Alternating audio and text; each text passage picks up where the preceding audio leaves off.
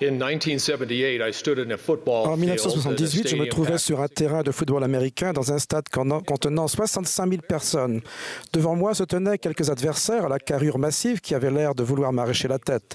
C'était mon premier match de NFL, la Ligue nationale de football américain. Et nous affrontions les champions en titre du Super Bowl. Pour être honnête, je n'étais pas sûr d'être assez bon pour me trouver sur le terrain. J'ai reculé pour faire ma première passe et à l'instant où j'ai lancé le ballon, j'ai été percuté plus fort que je ne l'avais jamais été auparavant. À cet instant, écrasé sous une pile d'imposants athlètes, je me suis demandé ce que je faisais là. Il me fallait prendre une décision. Allais-je me laisser vaincre par mes doutes ou allais-je trouver le courage et la force de me lever et de continuer ? Je ne réalisais pas à l'époque que cette expérience allait me préparer pour des occasions futures. Je devais apprendre que je pouvais être fort et courageux devant les situations difficiles.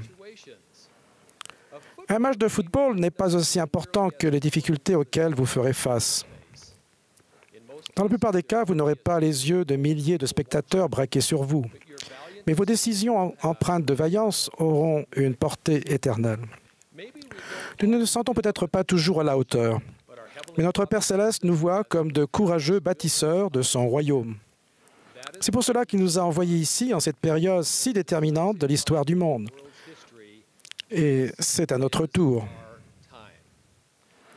Écoutez ces paroles du président Nelson peu après son soutien en tant que président de l'Église. Notre Sauveur et Rédempteur Jésus-Christ va accomplir certaines de ses œuvres les plus puissantes d'ici à son retour. Nous allons voir des indications miraculeuses que Dieu le Père et son Fils Jésus-Christ président cette Église en majesté et en gloire. Ces œuvres les plus puissantes, des indications miraculeuses, à quoi cela va-t-il ressembler? Quel rôle jouerons-nous et comment saurons-nous quoi faire? Je n'ai pas toutes les réponses, mais je sais que le Seigneur veut que nous soyons prêts. Exercer le pouvoir de la prêtrise dignement n'a jamais été aussi primordial. Croyons-nous aux paroles du prophète de Dieu? Pouvons-nous découvrir et accomplir notre destinée? Oui, nous le pouvons et nous le devons, car c'est à notre tour. Lorsque nous entendons les histoires des grands serviteurs de Dieu qui nous ont précédés, tels que Moïse, Marie, Moroni, Alma, Esther, Joseph et beaucoup d'autres, ils nous apparaissent tous plus grands que nature. Mais ils n'étaient pas si différents de nous. C'étaient des personnes ordinaires qui ont affronté des difficultés. Ils ont fait confiance au Seigneur. Ils ont fait les bons choix lors de moments décisifs. Et avec foi en Jésus-Christ, ils ont accompli ce qui était attendu d'eux à leur époque. Prenez Josué, un des héros de l'Ancien Testament. Il a suivi fidèlement Moïse, l'un des plus grands dirigeants de l'histoire. Après le décès de Moïse, ce fut le tour de Josué. Son appel était de faire entrer les enfants d'Israël dans la terre promise. Comment allait-il s'y prendre?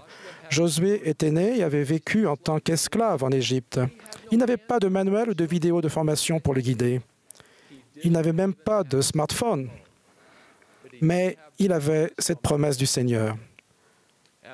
Je serai avec toi comme j'ai été avec Moïse. Je ne te délaisserai pas. Je ne t'abandonnerai pas. Fortifie-toi et prends courage. Lorsque je venais d'être appelé 70 et que j'étais inexpérimenté, j'ai reçu un coup de téléphone urgent du bureau de la première présidence qui voulait savoir si je pouvais représenter le prophète en rendant visite immédiatement à un jeune homme hospitalisé. Le jeune homme se prénommait Zach. Il se préparait à faire une mission, mais avait eu un accident et présentait une grave blessure à la tête. Tandis que je conduisais pour me rendre à l'hôtel, mon esprit s'est emballé. En mission, pour le prophète, vraiment, à quoi dois-je m'attendre? Comment vais-je aider ce jeune homme? Ai-je suffisamment de foi? Une prière fervente et l'assurance que je détenais l'autorité de la Sainte Prêtrise furent un ancre pour moi à cet instant. Quand je suis arrivé, Zach était allongé sur un lit d'hôpital. Un brancardier était sur le point de l'emmener en salle d'opération où les docteurs allaient accomplir une procédure visant à réduire la pression intracrânienne. J'ai regardé sa mère en larmes et un ami apeuré qui se tenait près d'eux. Et j'ai su que Zach avait besoin d'une bénédiction de la prêtrise. Son ami avait reçu la prêtrise de Melchizedek récemment. Je lui ai donc demandé de m'assister. J'ai senti le pouvoir de la prêtrise lorsque nous avons humblement donné une bénédiction à Zach. Puis, il a rapidement été emmené en salle d'opération et un sentiment paisible m'a confirmé que le Sauveur prendrait les choses en main selon sa sagesse. Le personnel médical a fait une dernière radio avant de pratiquer la première incision. Ils ont découvert, à leur stupéfaction, qu'il n'était pas nécessaire d'opérer. Après une longue période de rééducation, Zach a pu à nouveau marcher et parler. Il a fait une mission couronnée de succès et a maintenant une belle famille. Bien sûr, ça ne se termine pas toujours aussi bien. J'ai donné d'autres bénédictions de la prêtrise avec autant de foi et le Seigneur n'a pas accordé de guérison complète dans cette vie. Nous avons confiance en ses desseins et nous laissons les choses entre ses mains. Nous ne pouvons pas toujours choisir les conséquences de nos actions. Nous ne pouvons pas choisir, mais nous pouvons choisir d'être prêts à agir. On ne vous demandera peut-être jamais de représenter la première présidence dans un contexte où une vie est en jeu. Mais en tant que représentants du Seigneur, nous sommes tous appelés à faire des choses qui transforment une vie. Il ne nous abandonnera pas. C'est à notre tour. Pierre, chef des apôtres du Sauveur, se trouvait dans un bateau sur la mer quand il a vu Jésus marcher sur l'eau. Il voulait le rejoindre et le Seigneur lui a dit « Viens ». Courageusement et miraculeusement, Pierre a quitté la sécurité du bateau et a commencé à marcher vers le Sauveur. Mais quand Pierre a prêté attention au vent impétueux, sa foi lui a fait défaut. Il eut peur et, comme il commençait à s'enfoncer, il s'écria « Seigneur, sauve-moi ». Aussitôt, Jésus étendit la main et le saisit. Quand le vent souffle dans notre vie, à quoi prêtons-nous attention?